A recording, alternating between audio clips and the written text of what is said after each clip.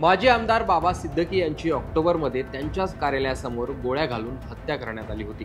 तिघांनी मिळून गोळीबार केला होता। त्यात बाबा सिद्दकींचा मृत्यू झाला। मुंबईच्या राजकारणात आणि बॉलिवूडमध्ये या हत्येमुळे खळबळ उडाली होती।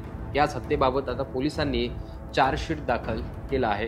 आपल्या गँगचा दबदबा वाढावा, निर्माण व्हावा यासाठी बिश्नोई टोळीचा प्रमुख लॉरेन्स बिश्नोई याचा भाऊ अनमोल याने बाबा सिद्दकी यांच्या हत्येचे आदेश दिले, असं पोलिसांनी सादर केलेल्या आरोपपत्रात म्हटलं आहे।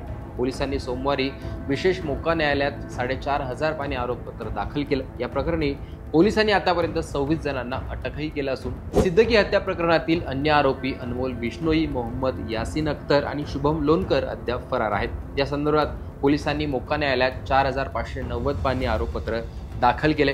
त्यात 29 आरोपींविरोधात सबळ पुरावे असल्याचं पोलिसांनी म्हटलं आहे। या प्रकरणात आतापर्यंत 180 साक्षीदारांची नोंद करण्यात आली असून 88 जणांचे जबाब नोंदवण्यात आले। पोलिसांनी 5 पिस्तूल, 6 मॅगझिन आणि 35 मोबाईल देखील जप्त केले। मात्र या आरोपपत्रात जिशान सिद्दकी यांनी नाराजी व्यक्त केली।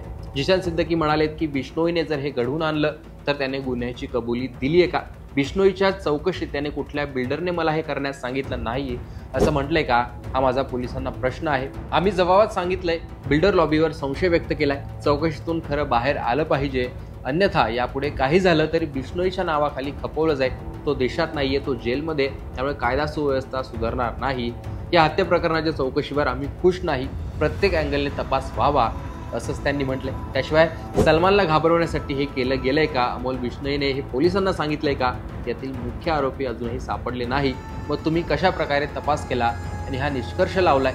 इतके महिने झाले तर मुख्य आरोपी सापडलेला नाही, असंच जिशान सिद्दकी यांनी म्हटलंय आणि त्याबाबत त्यांनी गृहमंत्र्यांना भेटणार असं देखील सांगितलं आहे। एकूणच ही घटना आणि पोलिसांनी केलेलं चार्जशीट याविषयी तुमचं मत कमेंट बॉक्समध्ये सांगा। लोकमतचं यूट्यूब चॅनल सबस्क्राईब करा।